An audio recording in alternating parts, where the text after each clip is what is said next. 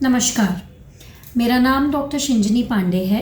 मैं मुंबई में based gynaecologist और लैप्रोस्कोपिक सर्जन हूँ।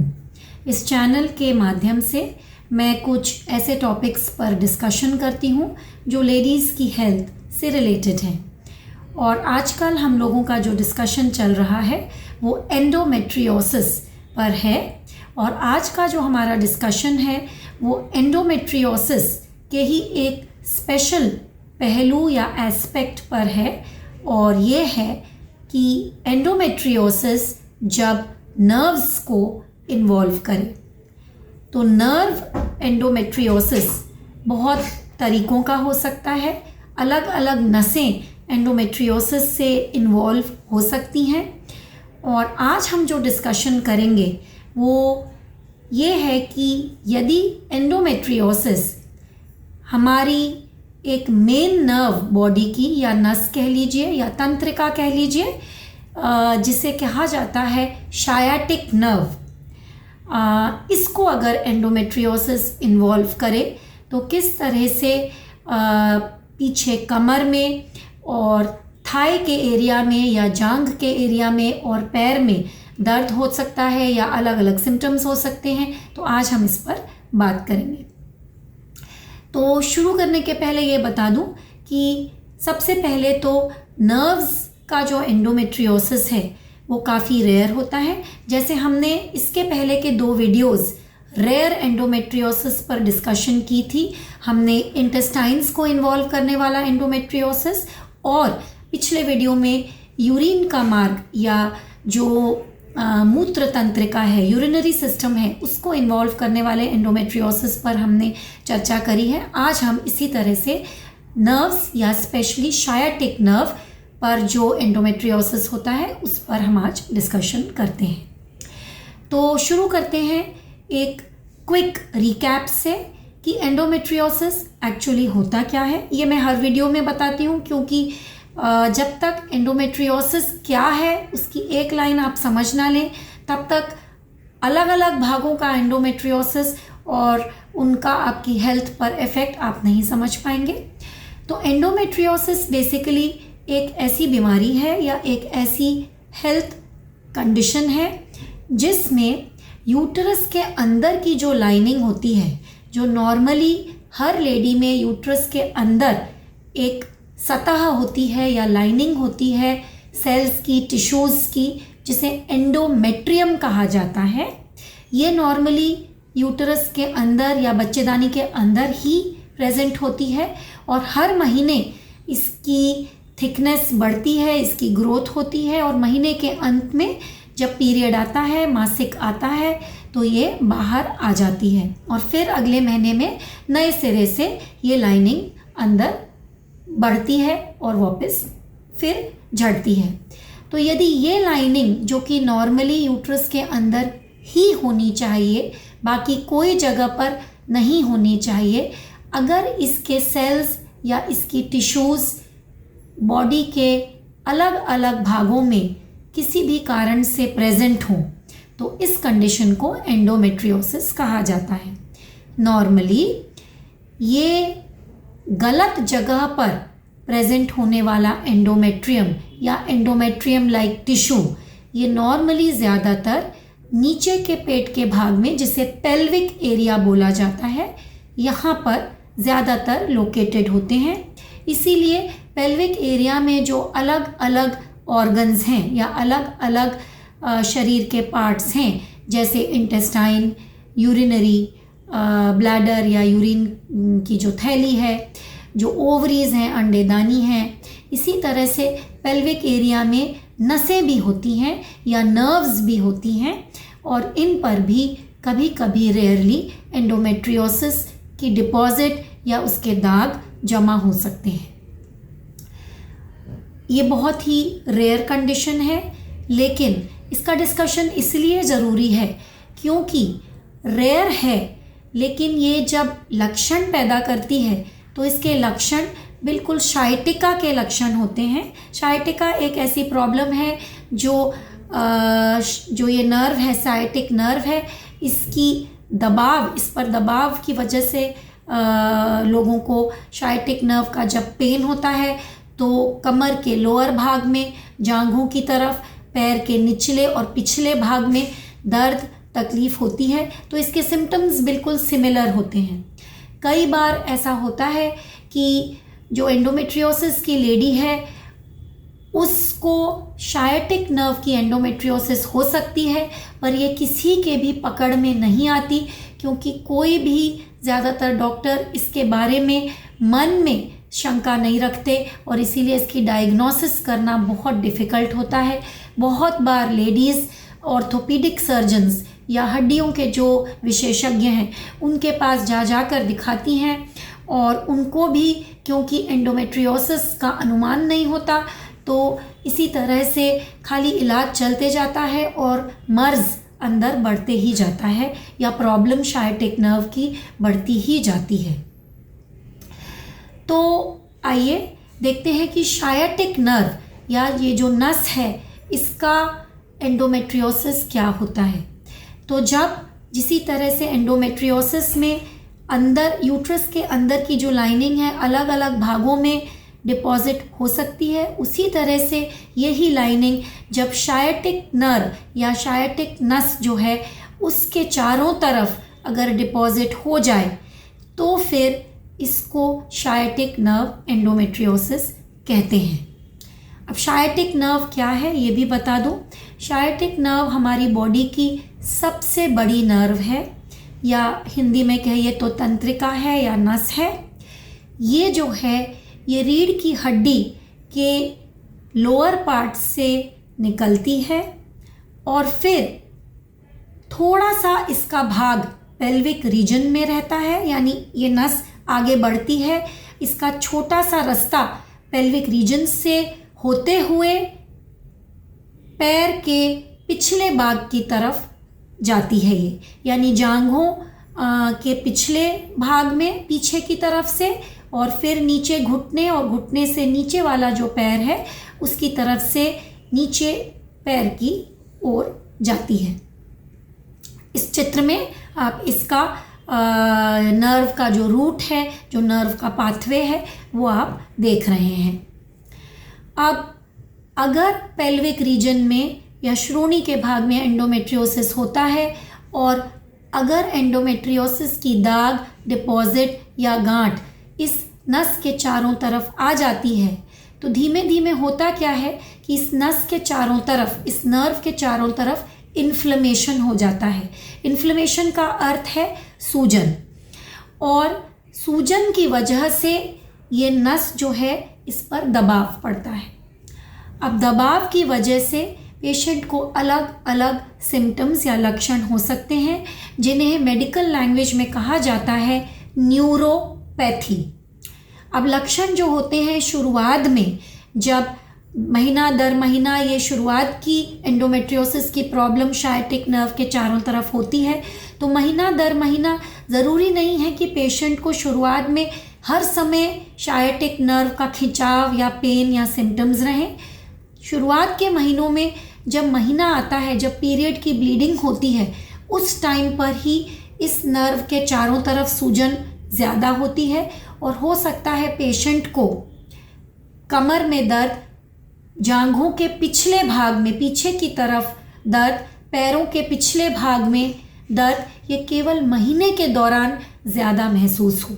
लेकिन जैसे जैसे तकलीफ़ बढ़ती है और ये सूजन जो है चारों तरफ इसके परमानेंट डैमेज जैसा होने लगता है, वहाँ पर स्कार टिश्यू या फाइब्रोसिस जिसे मेडिकल लैंग्वेज में कहा जाता है, वहाँ लोकल एरिया में जो कोशिकाएं हैं कड़क हो जाती हैं, टाइट हो जाती हैं, तो ये दबाव एक परमानेंट जैसा होने लगता है इस नस के चारों तरफ।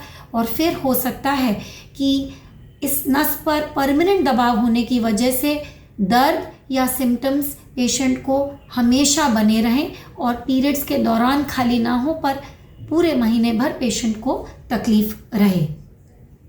तकलीफ़ में शुरुआत में ऐसा हो सकता है कि जहाँ जहाँ ये नस दौड़ती है और जिस जिस एरिया को पैरों के, जांघों के पिछले भाग में, पैरों के पिछले भाग में जहाँ जहाँ इसका सप्लाई होता है, वहाँ पर पेशेंट को झुनझुनी जैसी, या जिसे अंग्रेज़ी में कहते हैं टिंगलिंग या नंबनेस, वहाँ पर बेशुद्धता जैसी फील हो सकती है, या वहाँ उस एरिया पर टच करें तो अजीब सा उनको ऐसा लग सकता है जैसे वहाँ पर कुछ करंट जैसा दौड़ रहा है या चींटियाँ जैसी दौड़ रही हैं। अलग अलग पेशेंट अलग अलग तरीक़ों से डिस्क्राइब करते हैं। बेसिकली इनको टिंगलिंग एंड नंबनेस की कैटेगरी में डाला जाता है।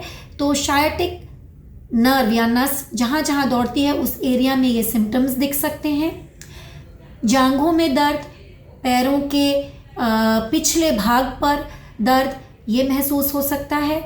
और जब ये प्रॉब्लम ज़्यादा बढ़ती है तो कभी कभी फुट ड्रॉप हो सकता है, या एड़ी लिफ्ट करने में, ये जो पाँव का निचला भाग है, आपका शू जहाँ पहनते हैं, जहाँ सैंडल पहनती हैं, उस एरिया को इवन लिफ्ट करने में, वहाँ पर नीचे जो एड़ी वाला रीजन है उसको उठाने में भी आपको वीकनेस या तकलीफ़ महसूस हो सकती है। इसे कहा जाता है फुट ड्रॉप। नॉर्मली ये लक्षण जब काफ़ी सिवियर इन्वॉल्वमेंट हो तभी दिखाई देता है।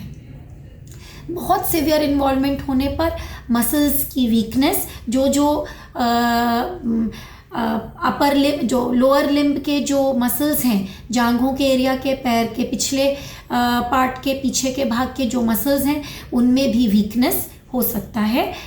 डॉक्टर जब आपकी टेस्ट करेंगे तो हो सकता है उनको ये वीकनेस पहचान में आए। ये तो हो गए लक्षण जो डायरेक्ट शायटिक नर्व जब दबाव पर आती है तो इसके इन्वॉल्वमेंट के, इसके ऊपर इन्फ्लेमेशन के डायरेक्ट लक्षण।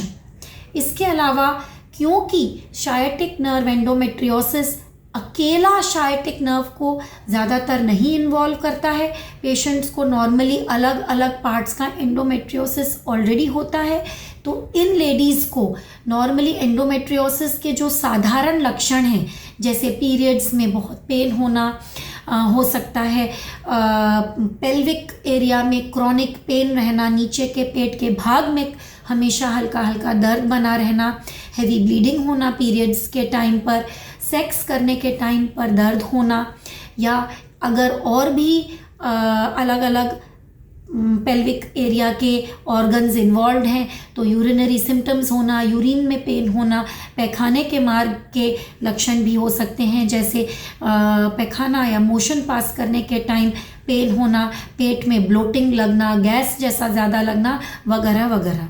तो ये जो नॉर्मल एंडोमेट्रियोसिस के सिम्टम्स हैं, हो सकता है लेडीज़ को ये तो हो ही। इसके अलावा जिनको ये नस पर एंडोमेट्रियोसिस होता है, शायटिक नर्व पर एंडोमेट्रियोसिस होता है, तो इसके स्पेसिफिक लक्षण भी महसूस होते हैं। पर प्रॉब्लम यह है कि इवन दो पेशेंट ये जानती हैं और डॉक्टर्स भी कई बार जानते हैं कि ये एंडोमेट्रियोसिस का मरीज़ है, फिर भी जब पैर के लक्षण लेकर, पैरों के दर्द, नीचे की वीकनेस, पैरों की वीकनेस, लोअर कमर में दर्द, इस तरह के सिम्टम्स लेकर पेशेंट, एंडोमेट्रियोसिस का पेशेंट गायनेकोलॉजिस्ट के पास आता है, तो भी कई बार गायनेकोलॉजिस्ट इसको पहचान नहीं पाते हैं और ये इग्नोर हो जाती है। कई बार पेशेंट पैरेलली दिखाते हैं, गायनेकोलॉजिस्ट को भी दिखा रहे होते हैं एंडोमेट्रियोसिस को के लिए, और ऑर्थोपीडिक सर्जन्स को, हड्डियों के डॉक्टर को दिखाते हैं अपने पैरों के दर्द के लिए, लेकिन फिर भी 2-2-4 नहीं हो पाता और कोरिलेशन इन दो चीज़ों में नहीं बैठ पाता है। ट्रीटमेंट जब तक सही पहचान नहीं हो जाएगी, कोई भी डॉक्टर इसका सही ट्रीटमेंट नहीं कर पाएगा और धीमे धीमे चांस ये हो सकता है कि शायटिक नर्व का अगर ये प्रॉब्लम बढ़ती रही तो नस में परमानेंट डैमेज भी होने के चांस हो सकते हैं। तो ये हमने देखा लक्षण। अब आते हैं डायग्नोसिस। तो पहला और सबसे इम्पॉर्टेंट बात है डायग्नोसिस के लिए कि डॉक्टर और पेशेंट दोनों में ये जानकारी बहुत ज़रूरी है। अगर आप एंडोमेट्रियोसिस के पेशेंट हैं और आपको पैर के पिछले भाग में, जांघ के पिछले भाग में कंटिन्यूअस दर्द या झुंझुनाहट या जिसे टिंगलिंग कहा जाता है वगैरह वगैरह सिम्टम्स महसूस होते हैं, पैरों में वीकनेस भी महसूस होती है, तो आप प्लीज़ आपके डॉक्टर से, आपके गायनेकोलॉजिस्ट से संपर्क करिए। आपकी गायनेकोलॉजिस्ट आपको पहले प्रॉपरली एग्जामिन करेगी, आपका क्लिनिकल एग्जामिनेशन करेगी। शायटिक नर्व या इस नस इसकी पावर टेस्ट करने के लिए, इसकी इंटीग्रिटी, इसकी स्ट्रेंथ और इसका फंक्शन, ये किस तरह से काम कर रही है, इसको टेस्ट करने के लिए बहुत सारे क्लिनिकल टेस्ट होते हैं। एग्जाम्पल के तौर पर ये जो सप्लाई, जो ये नस जो चमड़ी की या स्किन की सप्लाई, जहाँ जहाँ इसकी ब्रांचेस जाती हैं, उन जगह के पूरे सेंसेशंस चेक किए जाते हैं। उनमें अगर आपको उस नस के रास्ते पर आपको झुंझुनाहट है या सेंसेशंस नहीं फील हो रहे हैं, वहाँ पर आपको कोई हाथ लगाता है तो नहीं फील होता है, तो ये सब लक्षण होते हैं नस के दबाव के, तो ये आपके डॉक्टर चेक करेंगे। फिर एक टेस्ट होती है जिसे कहते हैं स्ट्रेट लेग रेजिंग टेस्ट। इसमें जिस साइड की नस पर दबाव डॉक्टर सस्पेक्ट कर रहे हैं या डॉक्टर को लग रहा है, तो वो पैर सीधा करके उठाया जाएगा और एक पर्टिकुलर एंगल पर, कह लीजिए 30 से 70 डिग्री के एंगल पर पेशेंट को बहुत पेन महसूस होता है। ये टेस्ट शायटिक नर्व की फंक्शनिंग के लिए किया जाता है। तो इस तरह से जब एंडोमेट्रियोसिस के पेशेंट पर आपके गायनेकोलॉजिस्ट चेक करेंगे आपको, तो उनको अनुमान आएगा कि हाँ, हो सकता है शायटिक नर्व का इन्वॉल्वमेंट डिजीज़ की वजह से, एंडोमेट्रियोसिस की वजह से है। जब ये डायग्नोसिस बनती है, इसके बाद कुछ स्पेशल टेस्ट कंफर्मेशन के लिए कराई जाती हैं, जिसमें से साधारण रूप से एक तो जो एंडोमेट्रियोसिस की टेस्ट है वो हो सकती है नॉर्मल टेस्ट, जैसे सोनोग्राफी हो गई, पर जो नर्व की एंडोमेट्रियोसिस के लिए टेस्ट होती हैं वो नॉर्मली अच्छी क्वालिटी का MRI होता है। और इसके अलावा इलेक्ट्रोमायोग्राफिक स्टडीज़ होती हैं, जिसमें जो नस है वो किस तरह से उस मसल्स पर जो काम करती है, उनकी फंक्शनिंग कैसी है, वो देखा जाता है। और रेयरली हो सकता है अलग और भी टेस्ट आपके डॉक्टर आपको बताएं। यदि ये शायटिक नर्व का एंडोमेट्रियोसिस कंफर्म होता है, तो फिर आगे का ट्रीटमेंट डिपेंड करता है कि ये कितने हद तक, कितनी लंबाई तक और इसका कौन सा पार्ट जो पेल्विक एरिया में अफेक्टेड है वो इन्वॉल्व है। जैसे आपको पिछले वीडियो में बताया था, ट्रीटमेंट एंडोमेट्रियोसिस का हर पेशेंट के लिए स्पेशल होता है, हर पेशेंट के लिए इंडिविजुअलाइज होता है। यानी आपकी रिक्वायरमेंट क्या है और आपको कितनी नर्व की इन्वॉल्वमेंट हो गई है, क्या ये अब आपको ज़्यादा इन्वॉल्व है जिसको सर्जरी से ही निवारण मिलेगी, ये आपका गायनेकोलॉजिस्ट जो लैप्रोस्कोपिक सर्जरी में दक्ष है, स्किल्ड है, वो ही डिसाइड करेगा। बेहतर ये होगा कि इस स्पेशल कैटेगरी ऑफ डिजीज़ के लिए, यानी जब आपको इस तरह की रेयर प्रॉब्लम एंडोमेट्रियोसिस की वजह से हो गई है, तो आप ऐसे सर्जन्स के पास जाइए, ऐसे गायनेकोलॉजिस्ट के पास जाइए जिनको इस तरह की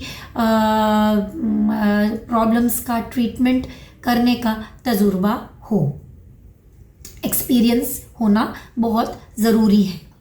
अब आते हैं मैनेजमेंट या ट्रीटमेंट के लिए।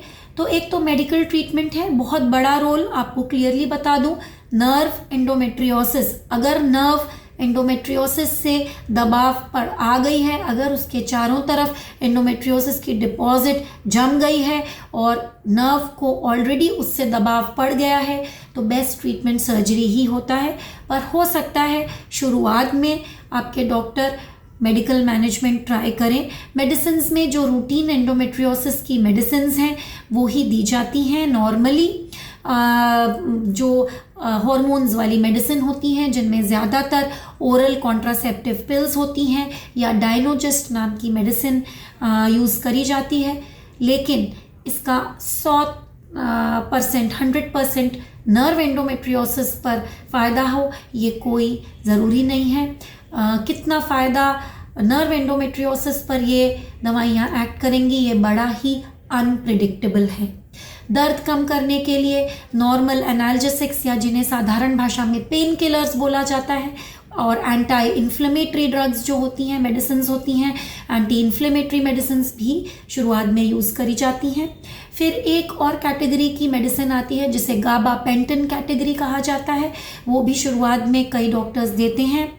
बट एट द एंड अगर सर्जिकल रिलीज़ ज़रूरी है तो उसी से आपको फ़ायदा होगा, क्योंकि अगर नर्व कंप्रेशन ऑलरेडी हो चुका है तो आप अगर चारों तरफ दबी हुई नर्व को नहीं छुड़ाएंगे सर्जरी के माध्यम से तो अनफॉर्चुनेटली नर्व का डैमेज परमानेंट हो सकता है।